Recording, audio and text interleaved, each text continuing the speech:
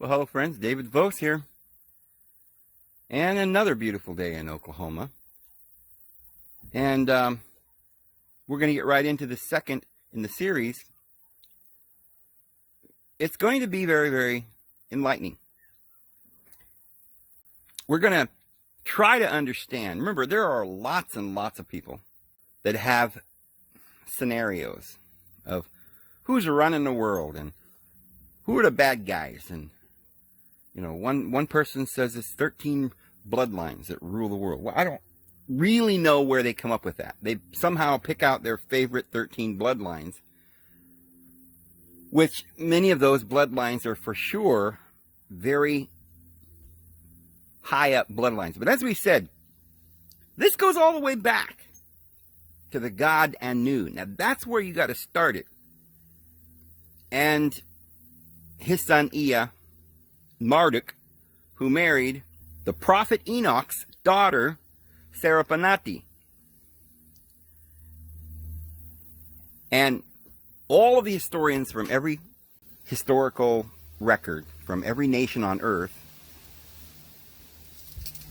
claims that that is the first God-man, or the first ruler that has the right to rule this world, and is destined to rule in the world to come. And this particular family, which today we call the royal blood, has come down through every nation on this earth. So that's more than 12 or more than 13. But you could say that there's 13 royal families, because just like the Bible, you could say there are 12 tribes, even though we could obviously start counting the tribes that's on this earth and come up with a lot more than 12. But you see, this is a good illustration, because many of these tribes are sub-tribes of another tribe, and the Bible talks about that. It talks about the 12 and then the 72 as well. And the 72 came out of the loins of Jacob. So everybody comes from the one bloodline. Now, in the prophecies of the Bible, you have these in Genesis chapter 49 and also in the book of Deuteronomy 33, you have these prophecies of where all these tribes are going to go and what they're going to do. The two major promises and prophecies were to the tribe of Judah and to the tribe of Joseph. It also mentions some of the other tribes in there and some of the things that they would do. It mentions Dan. It just says that, Reuben lost his birthright. It doesn't say much about the other tribes. I mean, there really were just two tribes, the northern kingdoms and the southern kingdoms, and there were two tribes in the southern Judean kingdom, and there were 10 tribes in the northern kingdom. Now, Jesus mentions these 10 tribes and says, go into the lost 10 tribes of Israel. I'm only sent to the lost tribes of Israel. He says, I have another sheep that are not of this fold. Go and find them. Because there was this one fold that knew who they were. Jesus came and he stood face to face, toe to toe with the Judeans. And it wasn't just one tribe, it was two tribes with part of the Levites there. And some of the Levites went with the 10 tribes. So there was different places of worship. And the northern tribes worshipped a little differently than the Judeans. They didn't worship in Jerusalem, but they worshipped at Bethel and a couple of other places. Well, they were scattered into all the earth, and we talked about how they went. They're unknown. They don't know who they are. I mean, the book of Hosea says that they'll be scattered and lose their name and their genealogy and forget who they are. But they'll be planted like seed in all the earth until it all grows up together. So that's why Jesus had 12 disciples, 12 apostles, and 70 also. And he sent them forth to go and gather, what, just this one race? No, the whole world. To every corner of the earth, the Bible says. It went to 4 corners of the earth. Even in the land of Sinim, which is the Orient, according to Isaiah. And so, to say that there's just 12 royal families is not really true. It's really just one royal family.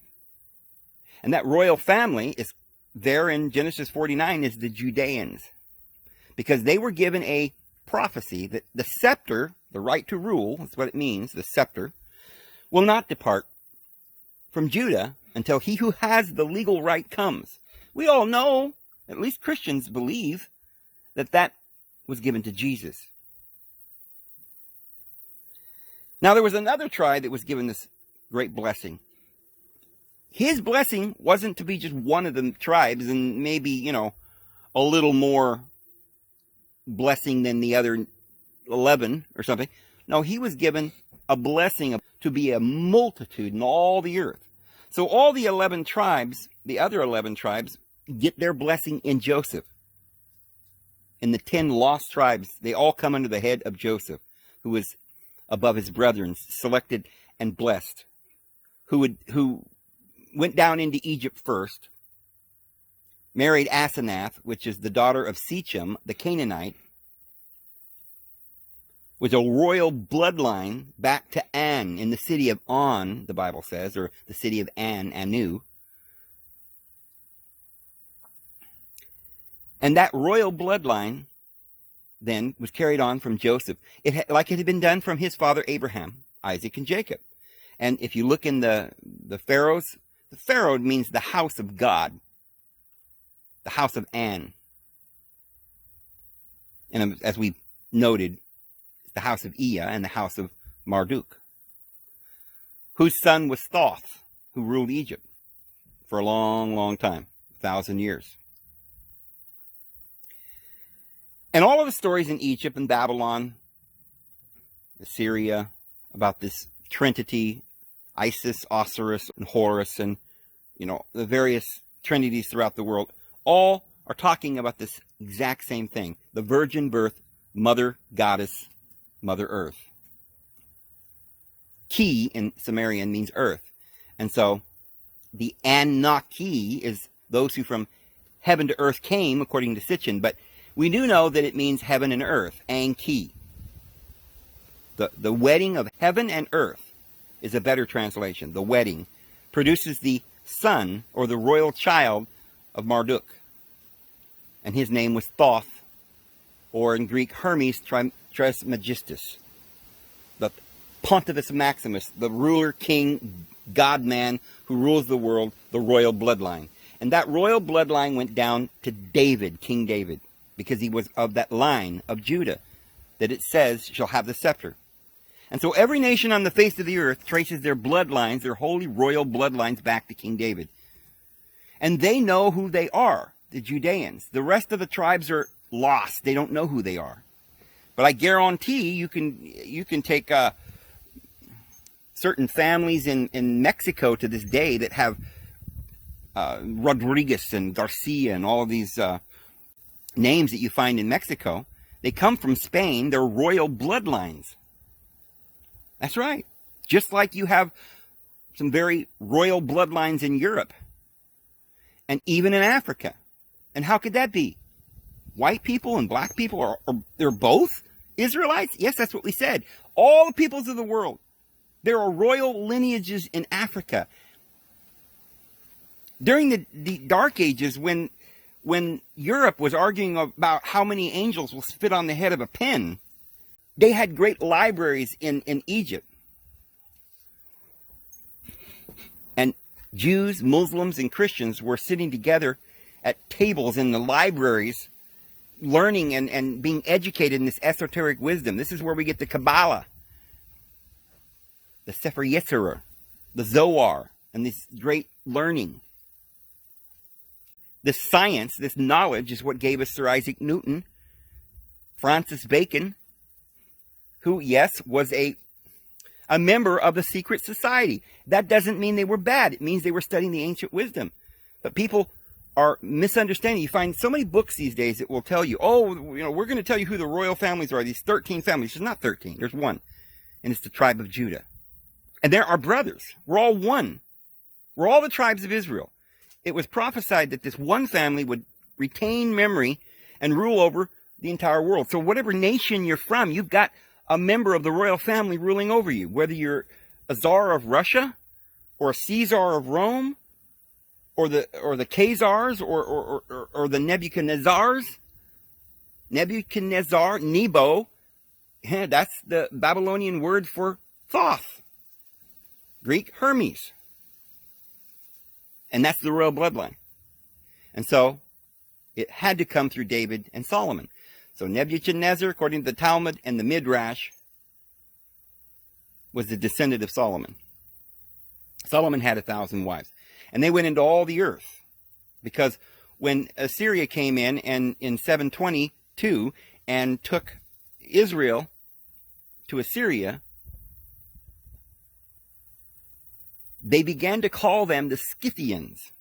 They were also called many different things, the Uberi and the Samarias, which, because their capital was Samaria, so they were called Samarias. And, you know, that's why in Japan you've got samurai. So, whether it's, we talked about how Buddha was of the tribe of the Sakai, which is the Scythians. You can follow the lineage into Nigeria, Somalia, and the little city of Timbuktu, which had this great temple and a great library. And in ages past, they used to have a saying that if you wanted anything and you wanted to know anything, you had to go to Timbuktu to get it. So we still use that saying because all the learning and all the wealth was there, while war-torn Europe was fighting and pillaging and squabbling in a dark age. And the reason for that is because there was a particular family who had found power. Well, there was a squabble about who was going to run the Middle East. Muhammad went down in there, and there was a takeover of that land, and it was under the authority of the Arabic people for quite a few centuries. And then in about 1100, there were these knights that went down because they wanted to protect people that were on their way on a pilgrimage to the Holy Land. And they would go down there and protect them along the way. While they were doing this, they found that people were being robbed because they were on horseback and they were out in the middle of nowhere, and they were, so they had to have protection. So these knights would follow them and protect them, and they'd give their money to the knights to hold so that they didn't lose it. These were good people. They were protecting the saints on their pilgrimage, and so they gave their money back to them. But after a while, Rome started finding out that, oh man, you could, because they would get it like a tip. They would, say, oh, thank you for, protecting my money. And if they say they gave them $100, well, they'd give them 10, right? This is yours. You keep that. So they started making a little bit of profit, like a percentage, like interest, on helping these people out. But it was not anything sinister. It was just to help people. These were good people. They were trying to help people. But Rome, they're not always trying to help people. Rome decided to get in on this thing, and it ended up, through that, over time, it became this banking system where you would take people's money and get interest for it.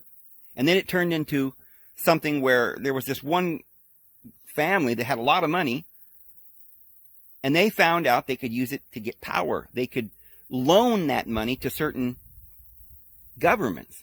And if they were in on it with the guy who was making the deal, the king or the count, the ruler of that vassal or whatever that was making the deal, they didn't care about the people. So they would make a deal and say, all right, we'd owe you 35% interest or something like that. So then they'd have to tax the people to pay it back. But you see, these regal entities, these counts and lords, were making so much money off of these loans. So this is what turned into this banking situation, and it got completely taken over by one particular family. And this is the same group of individuals that have had control. I mean, it's not a bunch of different people, but it's this one family. Now, today, a lot of people say, oh, it's the Rothschilds. Well, Rothschild, it means red shield. That's the Romans. See, they're not. You say, well, wait a minute. I thought you said they were the scepter will not depart from Judah. Well, right off the Greece, there's a little island called the island of Rhodes. Okay, that's also the word red, Rod. And so there was a bunch of these individuals, a colony, shall we say, of this family that had the scepter. Happens to be the same family that takes over the banking. Now, why is that? Is that some kind of a coincidence? No. See, they are the only group of individuals that never lost their identity. And that means they are of royal blood. And so they had the ability as kings to manipulate and steal and pile up tons of gold, and they could tax the people. It was very, very easy for them to become rich. But because of the fact that there was all of this enlightenment going on, due to the people down there in Timbuktu in Spain, which was not ruled by the Europeans, but Spain for up until 1492, when Columbus sailed the ocean blue, that's when Ferdinand and Isabella took over for the Roman Empire, Spain. But before that, it was ruled by Muslims.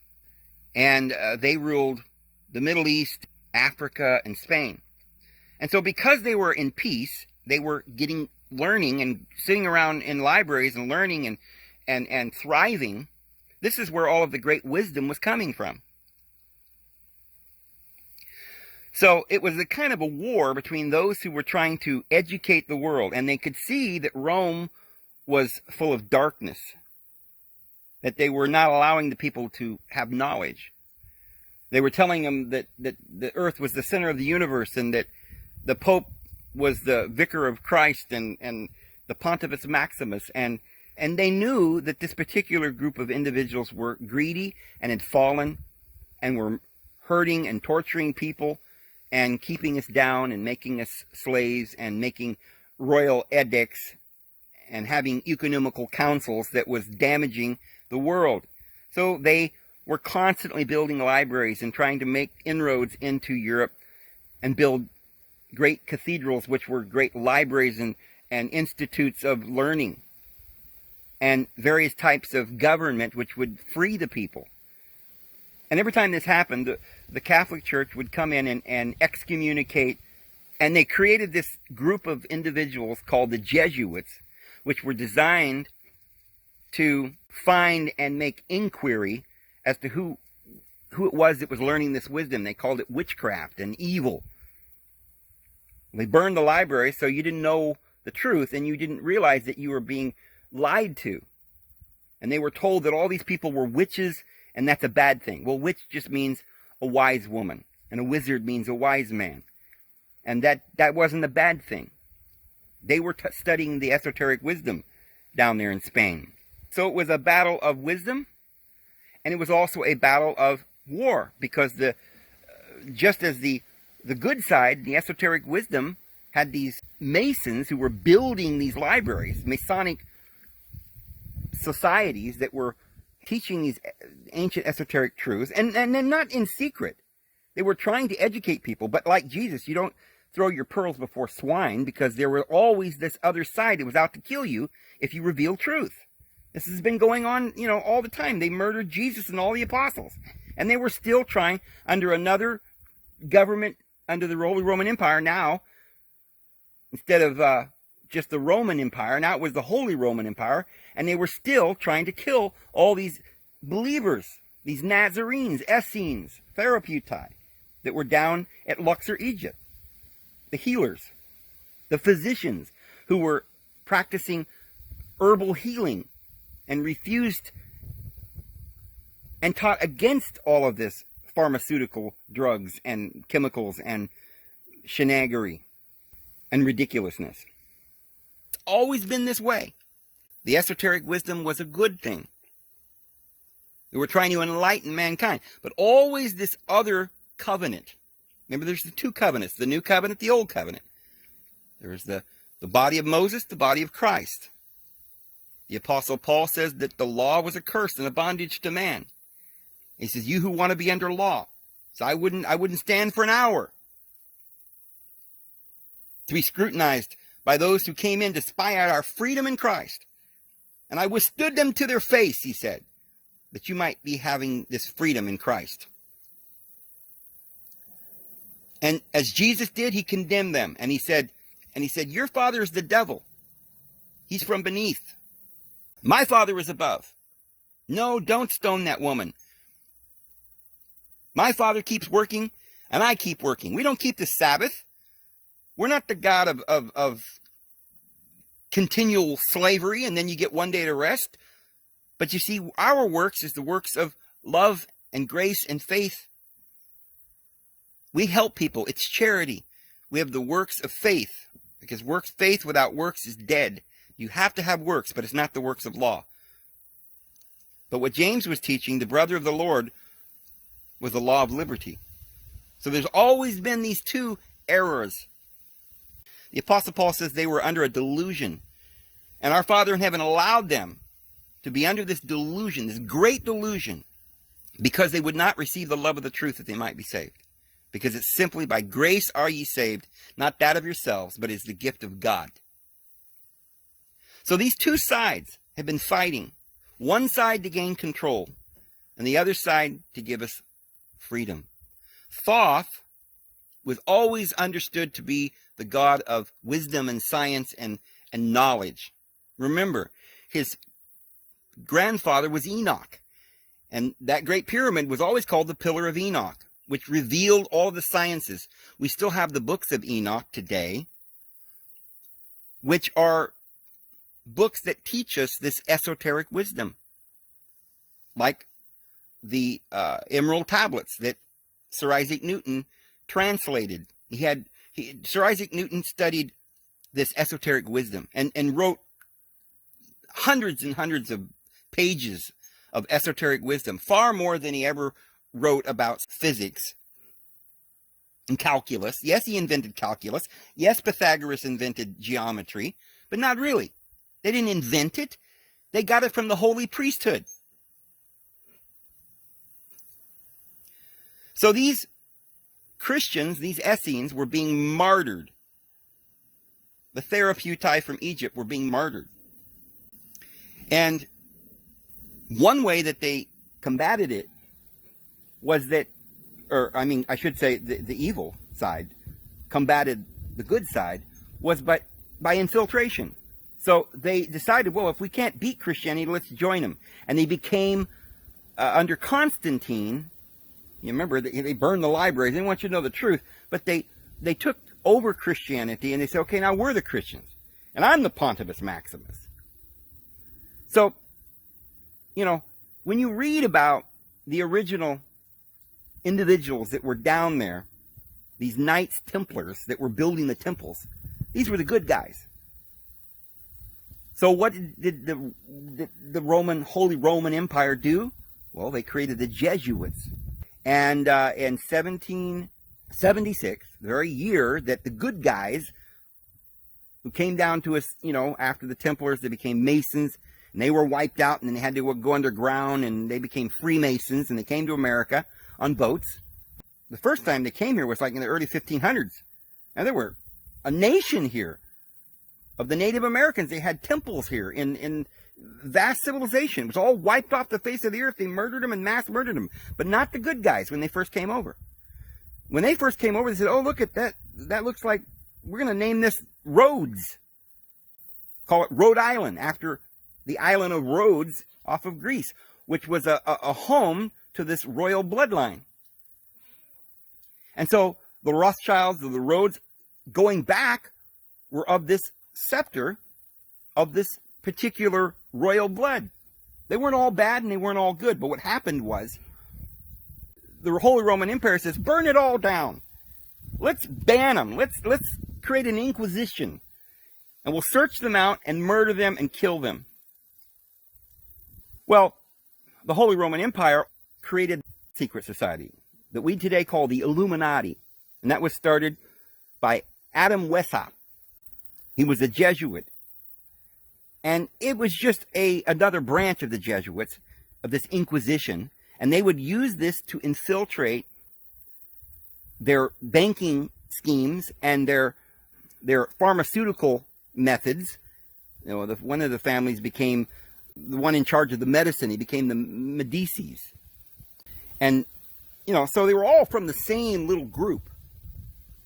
This little group of individuals on this little island of Rhodes that was good people originally. So they created the Illuminati to infiltrate the Masons. The Masons had then, therefore, to go underground. They came up later as Freemasons. Give you an example how this works, because people are always saying, well, anybody that's Freemason's bad and esoteric wisdom's bad, because look at all these bad people that were Masons. Well, there really weren't that many bad people that were Masons, but there's certainly a lot of Illuminati that are bad, and there were some of these Illuminati infiltrated them, like Aleister Crowley, and created his own little groups, like the Skull and Bones and the Ordo Templis and all of these branches of the esoteric wisdom that were designed simply for evil, like Anton LaVey. Say, all these people are bad. Well, wait a minute. Sammy Davis Jr. joined the church of Anton LaVey, the worship of Satan, who made the Satanic Bible. Well, most of us thought, oh, Sammy Davis Jr. was a good guy, right? He was nice. Well, see, he was out there hobnobbing with Frank Sinatra and Dean Martin. Even though my love was overdue. Yeah, I love the guy, you know, but they were all involved. How do you think they got powerful in Hollywood? They were involved in this little secret societies that was not, you know, they weren't necessarily bad people. They don't know what they're doing. Lady Gaga don't know what the heck, Madonna don't know what she's doing. She's studying the Kabbalah, right? She's just a puppet lady on a string. She's just some poor little puppet. She don't know what she's doing. She didn't know when they told her, okay, put this suit on and get down off this throne and go over there and we're going to have this beast and you're going to straddle the beast, right? And you're going to, she's like, well, okay, whatever, you know. They told Rod Stewart to wear pink shirts and make him, you know, try to act gay and stuff. He's like, oh, okay, well, that's what I got to do to make this record, right? He didn't realize exactly what they were telling him to do, or, you know, told Michael Jackson to grab his crotch and go, ooh, ooh, you know.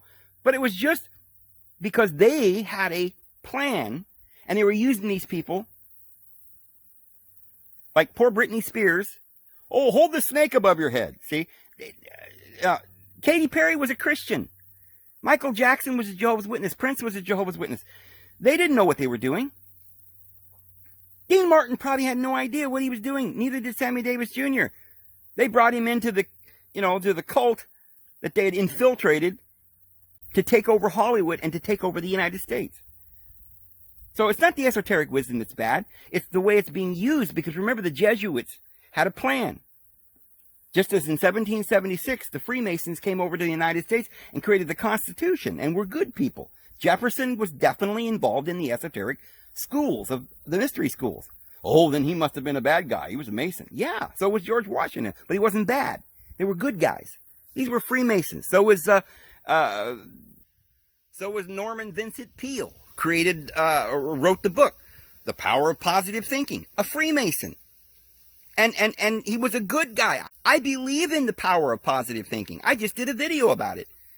It's the truth. And he was a very good person. In fact, he was so good that he was advising presidents like Nixon and Kennedy. Oh, he said, well, Kennedy was a good guy. Really? John F. Kennedy is another one of these royal bloodlines. How do you think he became president? Nobody becomes president, not even Donald Trump, if they didn't have some dealings, some power, some way to get their nose in the door. That doesn't mean they're all evil just because they were involved in this club. These clubs are all over the world. Many of them are good. But there are those like Aleister Crowley that do evil, like Adam Weishaupt or the Jesuits, who were only there under their leader, the Pope, the bad side, who was trying to infiltrate the good side. So,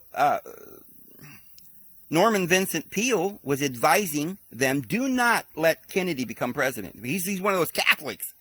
You know, he was scared that because he was a Catholic, he might be involved in the Knights of Malta, which goes back to that island of Rhodes, where all of this these individuals were who had this scepter that we talked about. There was a big community of them there that ended up basically being refugees originally from Rome that ran Italy. These supposed very powerful families,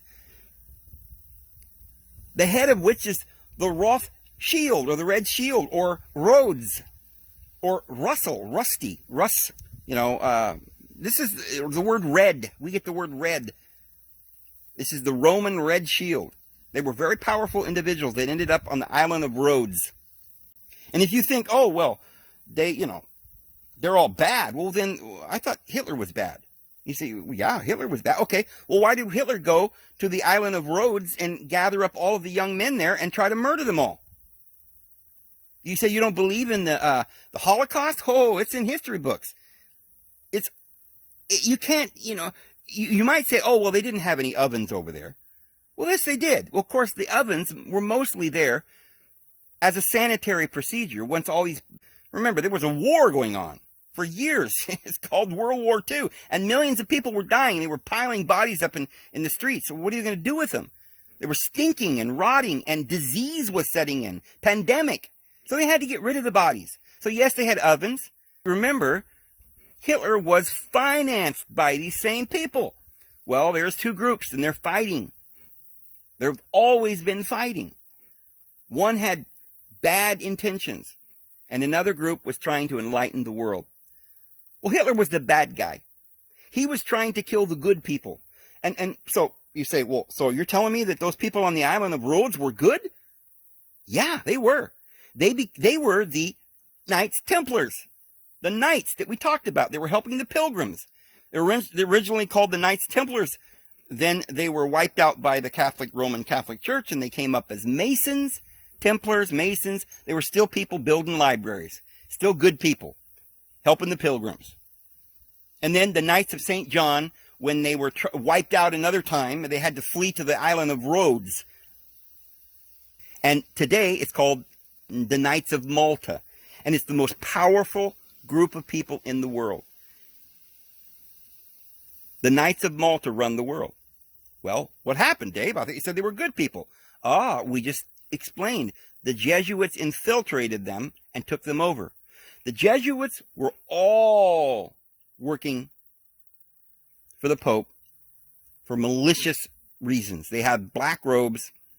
They wiped out the Native Americans. They wiped out, remember, this guy, Cecil Rhodes, he went down into South Africa and started an entire colony down there, a nation. You talk about getting a Rhodes Scholarship. He was teaching people, sort of like recruiting evil, became a huge financier, a banker, and financed America practically.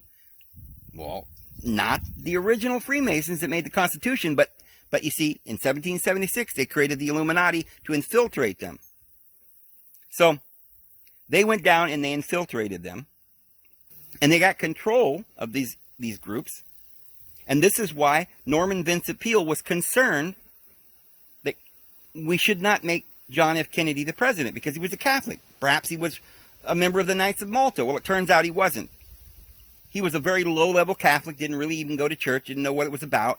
And yeah, he did have a membership in the Knights of Columbus, but the Knights of Columbus had no, secret dealings with powerful, kingdoms and emperors and financiers and stuff like that. It's a totally different thing. It's a very innocent thing.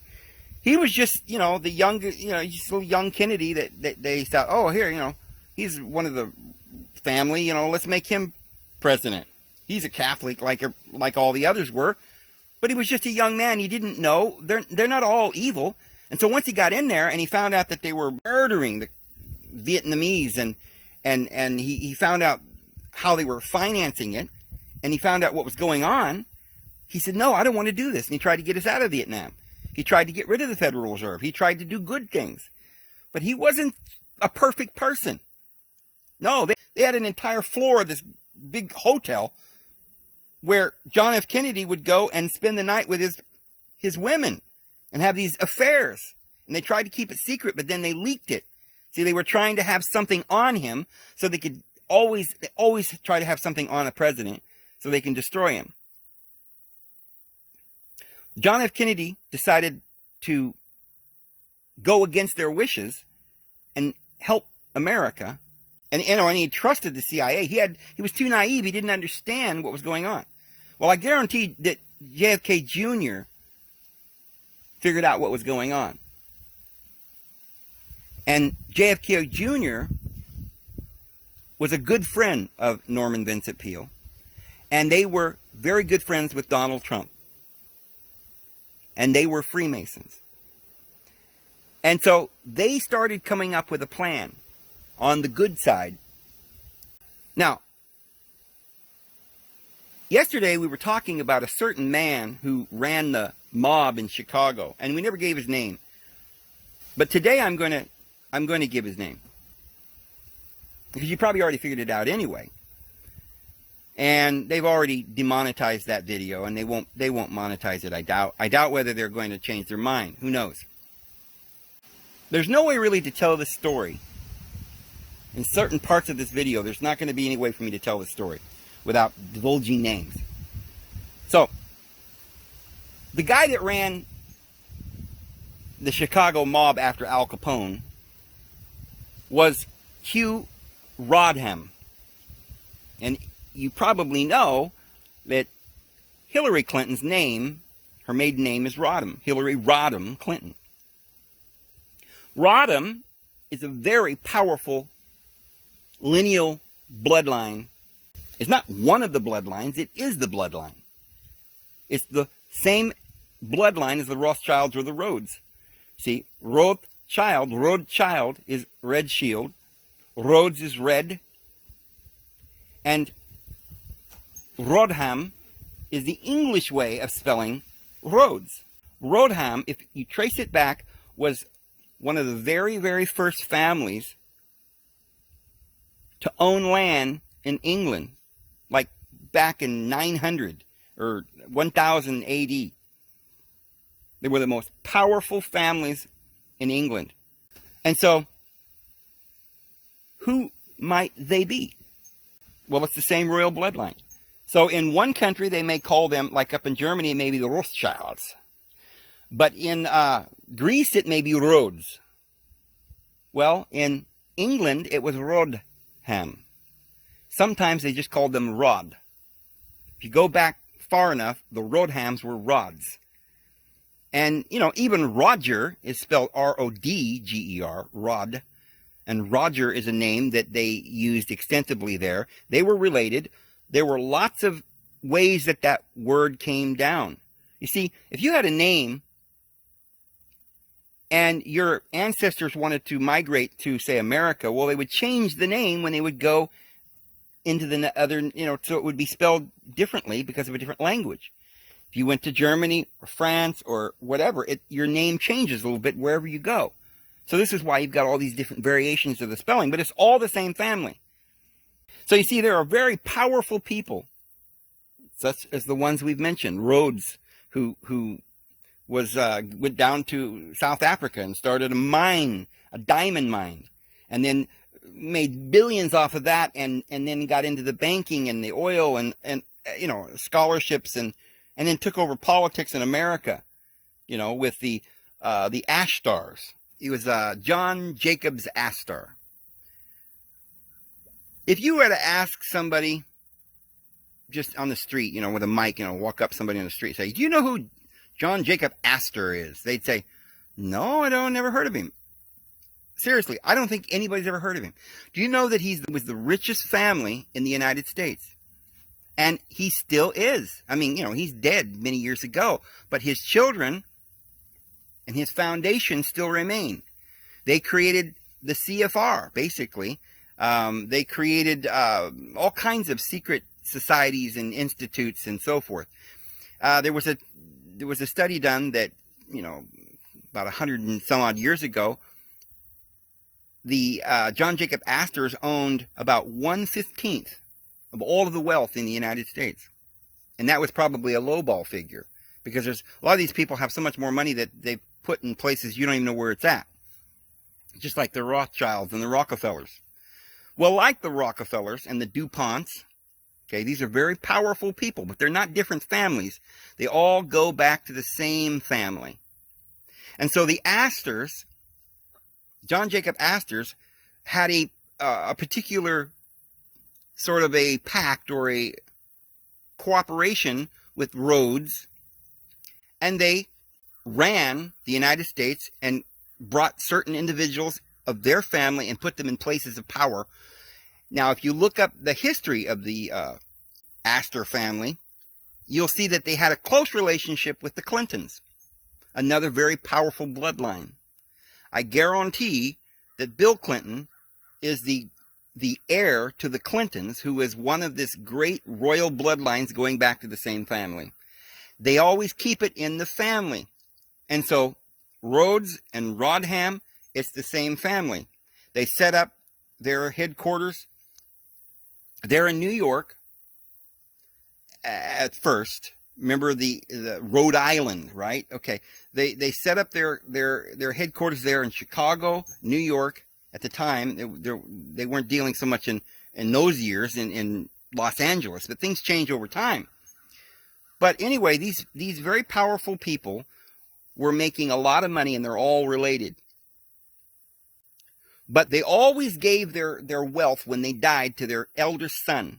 But the wealth was always clandestine. They never wanted anybody to know who they were.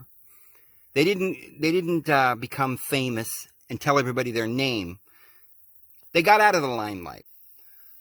Their eldest daughter would usually marry their eldest son of another line. So they would always keep it in the family. So we're talking about Hillary Rodham Clinton. She was a very powerful bloodline going back to the Rothschild family, who were very powerful people that controlled the world and took over the banking system.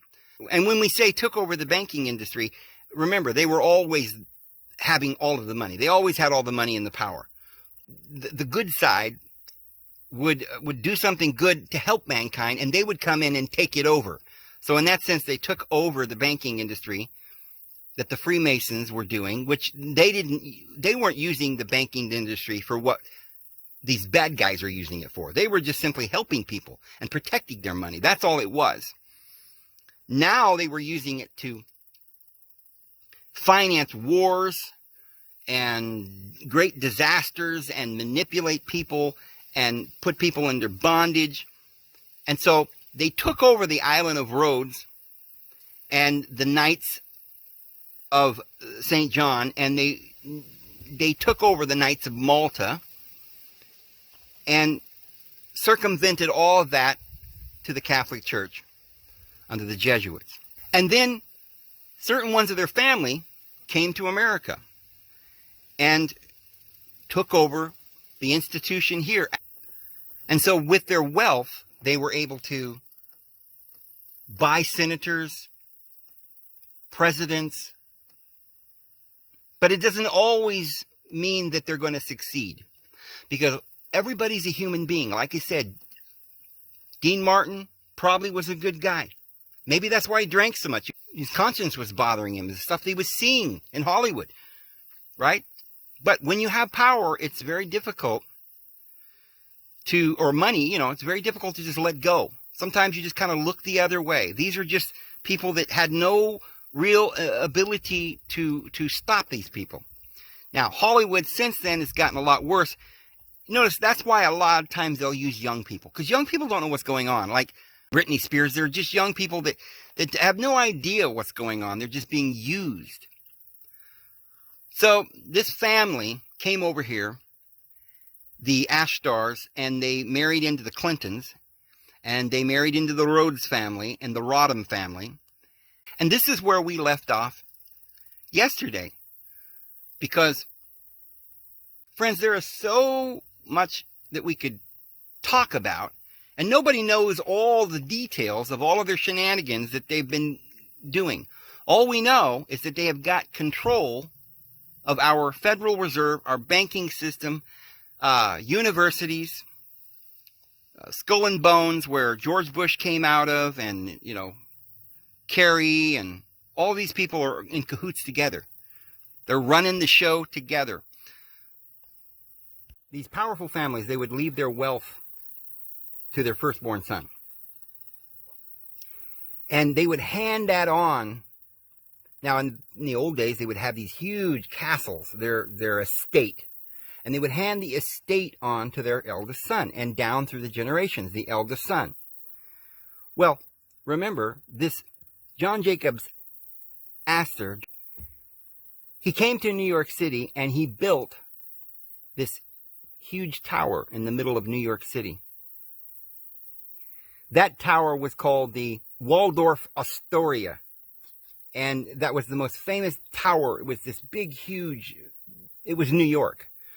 Later on, that was the place, they changed it a little bit, and they made it, and it was called the Empire State Building, after the Empire State of New York. So the Empire State Building was handed on only to individuals that they believed would represent that great ancestral rulership. Nobody would take, think about this. This is not just some tower. It's not just any building. This is the estate of the richest man, the ruling, reigning bloodline in America. And they built that tower to be the largest tower.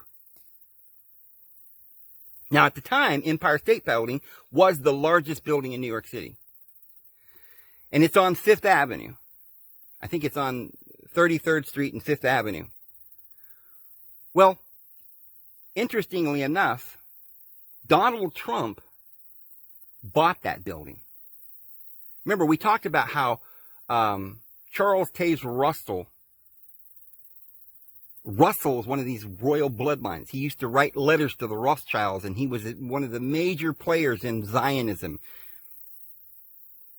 Charles Taze Russell, who started the Watchtower Bible and Tract Society, made trips over to England and visited these great, powerful people.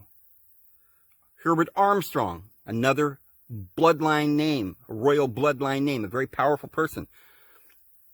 There in Pasadena, built this big, huge college, same town, in just blocks away from this temple that Aleister Crowley and these individuals came over in Project Paperclip, ended up creating NASA and stuff, but they all came from this Pasadena. They had the satanic cult.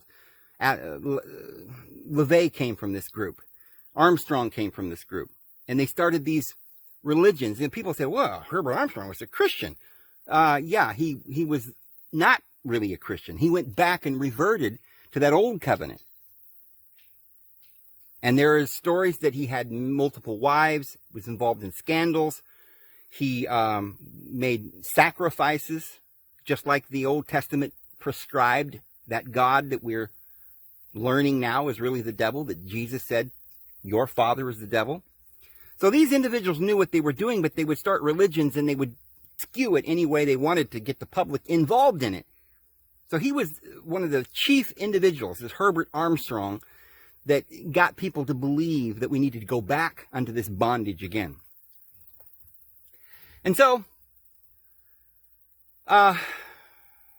these names, Russell, Charles Taze Russell was issued that plot of land there right across from the UN building, right there on the most expensive, important port in all of the world. And he made this big tower called the Watchtower. He built the Watchtower, and you go to Brooklyn, you can see this building to this very day. It stands there rising up from the harbor. You don't buy something like that. This is some guy named Russell, right? He just comes in there and starts a new religion. And they, just buys this big building. No.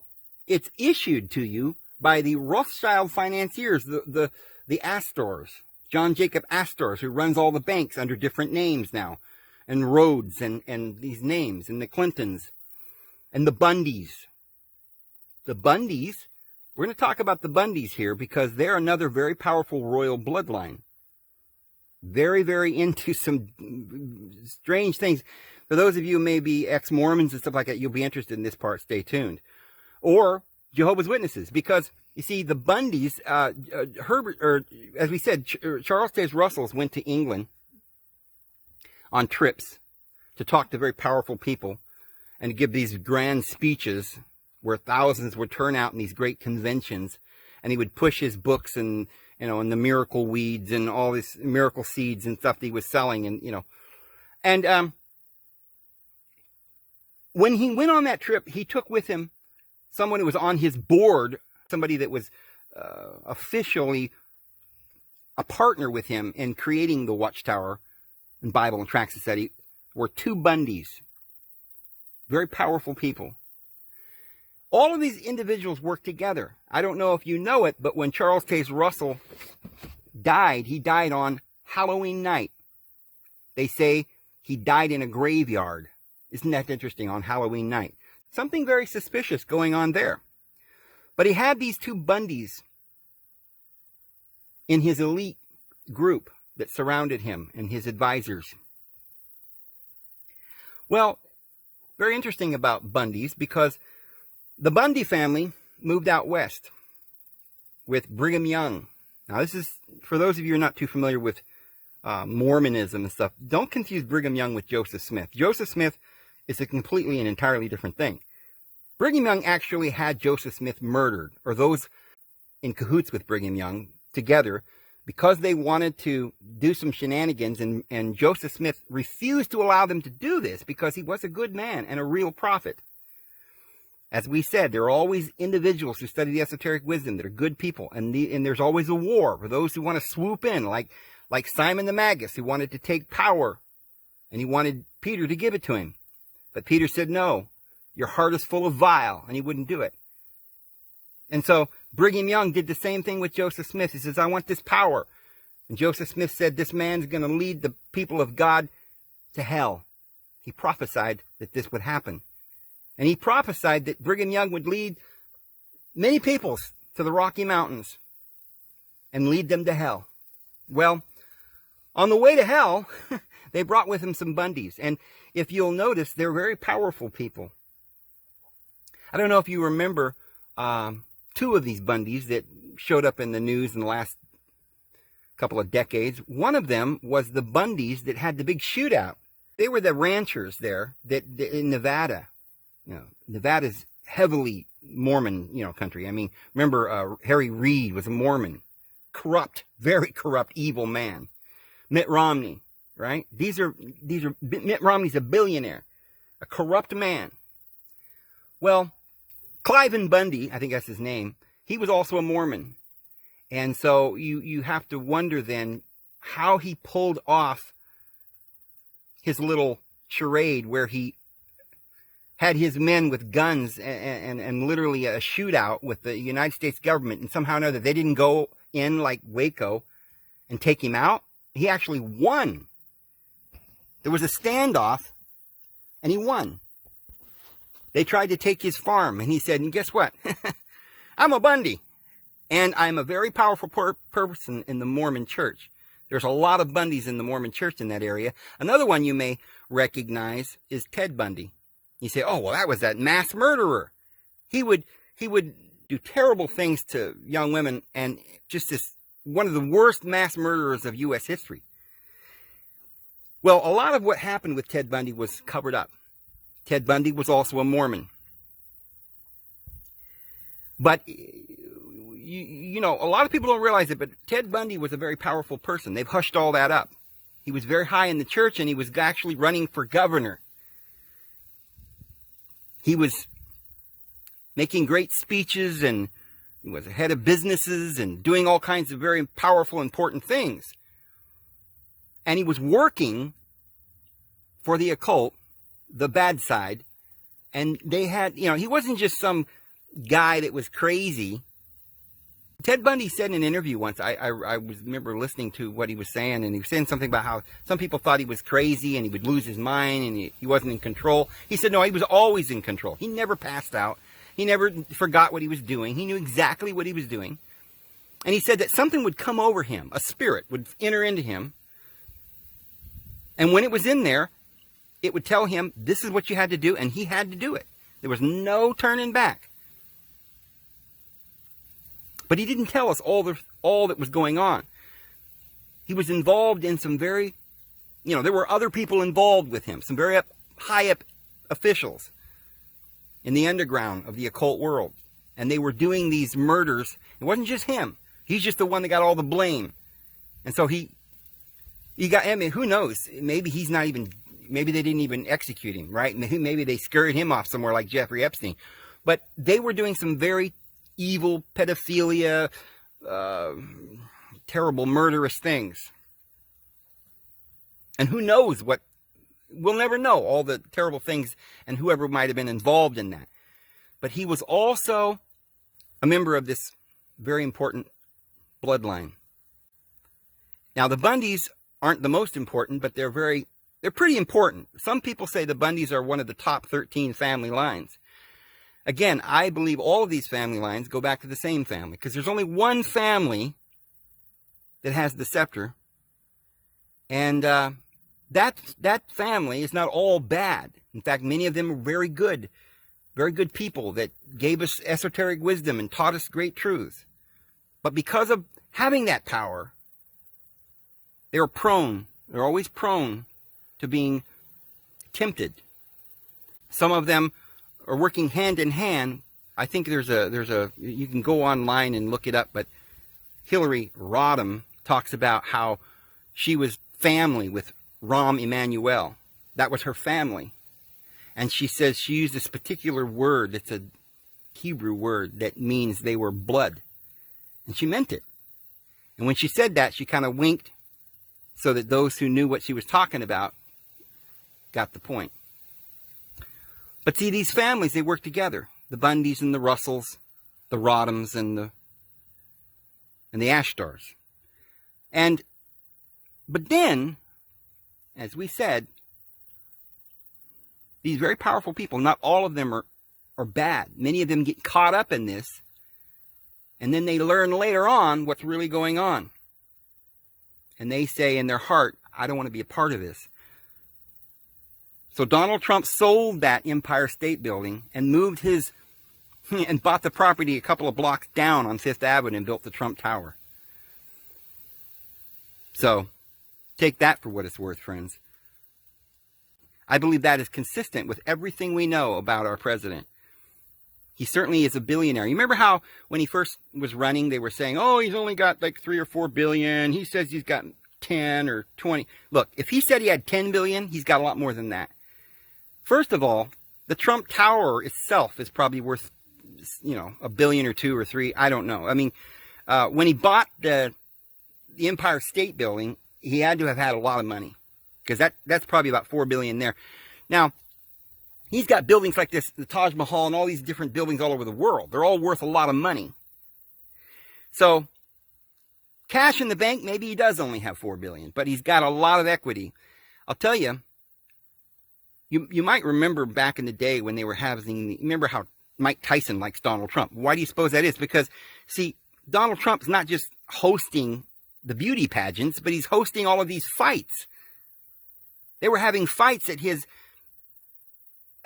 Atlantic City, where he had this big casino. Now, how do you lose money on a casino? You don't, friends. You don't lose money on a casino. And why then would he sell the Empire State Building? I'm sure he wouldn't lose money on that either. The most iconic building in New York City.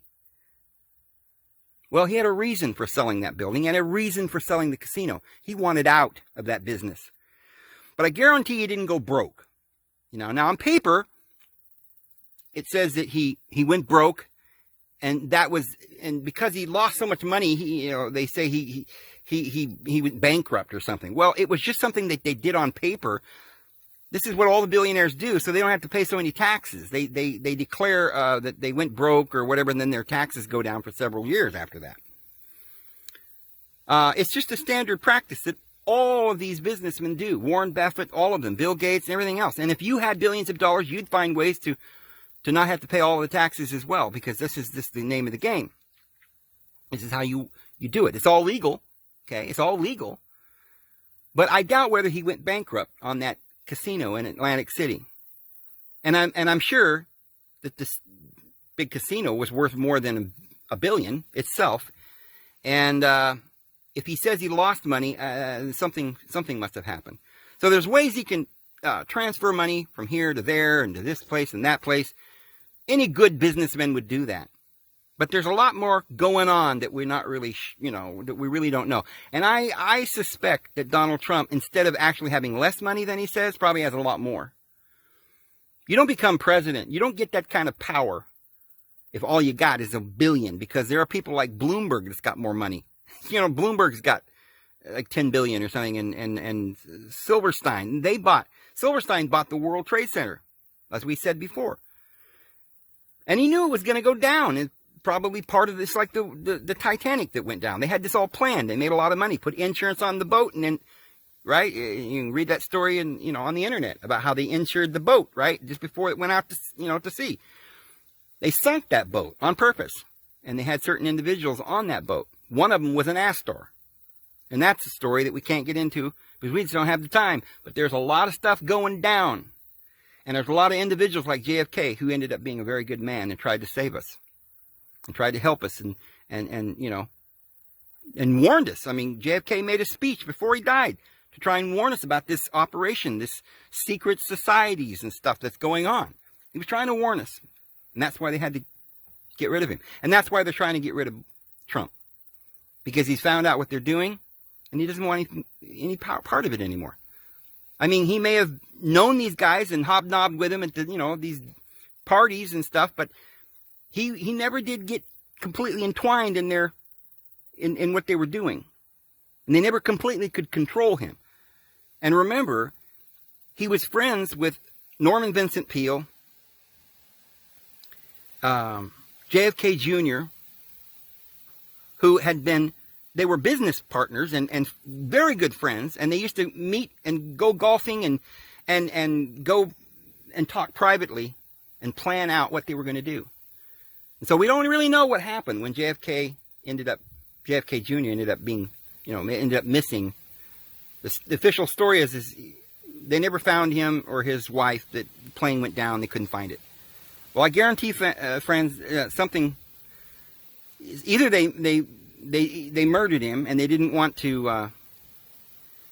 They didn't want us to know, and so they just say, "Oh, if we couldn't find him," or he just had a plan that he would go missing. Now, some say, and I don't know whether this is true, but some say he's still alive. Well, friends, we don't know everything, but we do know for a fact that there are good people in the world. If there weren't good people in the world, we wouldn't be here right now, because the evil would have swallowed us up a long time ago, because it is a vile mess. And there are always people, I mean, I'm sure you've seen it, where you needed help. It's happened to me. Good Samaritan comes along and helps you out. There are good people in the world.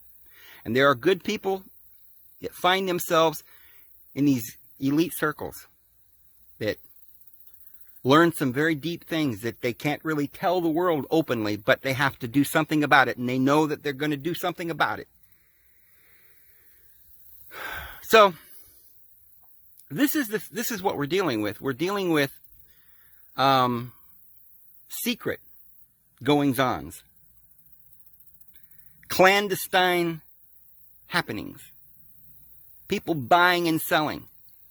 It's not black and white. It never was. There were those who thought Jesus was a fake, a phony. There were those who loved him and gave their lives and would have laid their lives down for him. The apostles did so. And it's up to you what you believe, what you think. What do you think about the apostles? You say, well, I see a lot of people say, oh, I don't like the apostle. The apostle Paul was a murderer. He says right there he murdered the Christians. What kind of a person would murder people? He must have been involved with the Roman political elite, right? To have that kind of power, to go in and was able to nobody would have that kind of power. They didn't come from Rome. That power had to have been issued from the Roman Senate. Well, one could investigate a little bit and see what they could figure out, but I'll tell you, It wouldn't matter to me if you did find out that Paul had at one time worked for the bad side. He admits it. Gamaliel was this famous Jewish rabbi, one of the most famous Jewish rabbis at the time, and he was his student. And he was given a great deal of power. He calls himself a Pharisee. And he says that he is not even worthy to be called an apostle. He was the worst of sinners. But he says, I am what I am by the grace of God. And he says, if God can forgive me, then he can forgive you.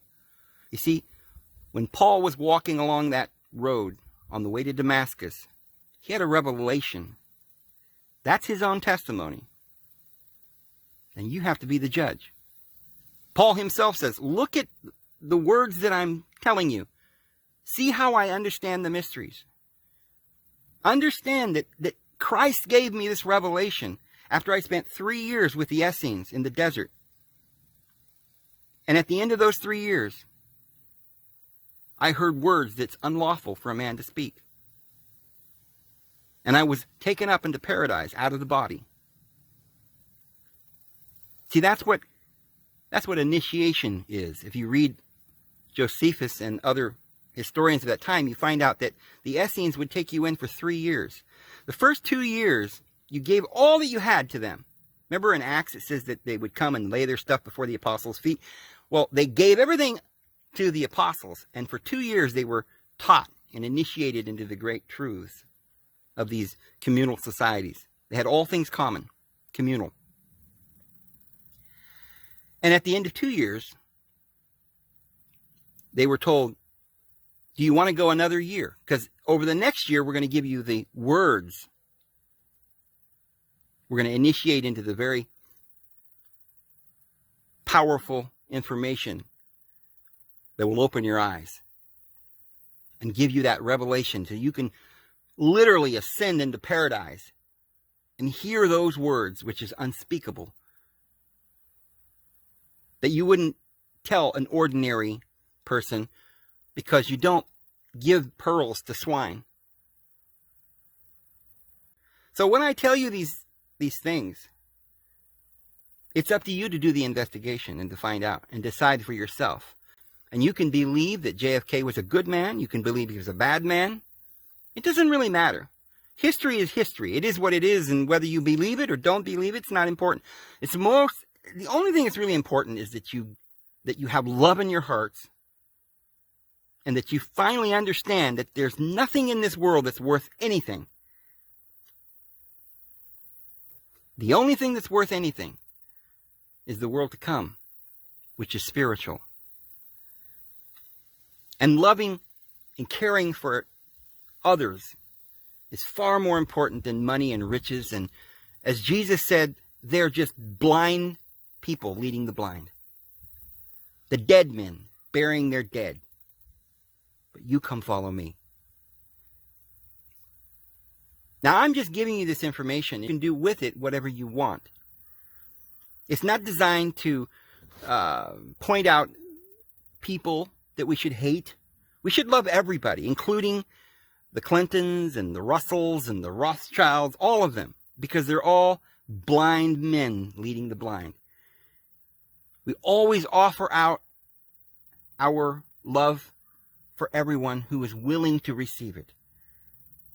Remember, the Apostle Paul said that the world is in darkness and they've rejected the love of the truth that they might be saved. And that's a very sad thing. But we don't rejoice in that. But we continue to let our light shine, turn the other cheek, and do everything that we can to help everybody to understand. So regardless of whether Donald Trump ends up doing all the right things, there's one thing we know. He's not the savior of mankind. But what he is a man who has been raised up amongst the elite. Because, you see, an ordinary person could never have reached that position of power. So the Lord has to choose individuals like the Apostle Paul, who was right in the thick of the evil, and then wake them up like he did with JFK. I can only do videos and tell people what I know and share my testimony. Nobody's asked me to be president of the United States. And I guarantee if I was, I wouldn't be president long. See, I'd be like the mouse that would say, hey, let's get rid of this cage and this little wheel here and stop eating this cheese they're giving us, because it may taste great, but it's making us sick. You know, we don't get out and walk around and run around like we used to. We're just sitting around in this cage eating cheese. But the other mice might not like that. See, and there's a lot of people that don't like what Donald Trump's doing too. But anyway, I think I'm going to go ahead and leave it there. This is number 2, and we'll do number 3 very soon. I hope you guys have a really great day. This is David Vos, and we'll see you again tomorrow. Have a good one.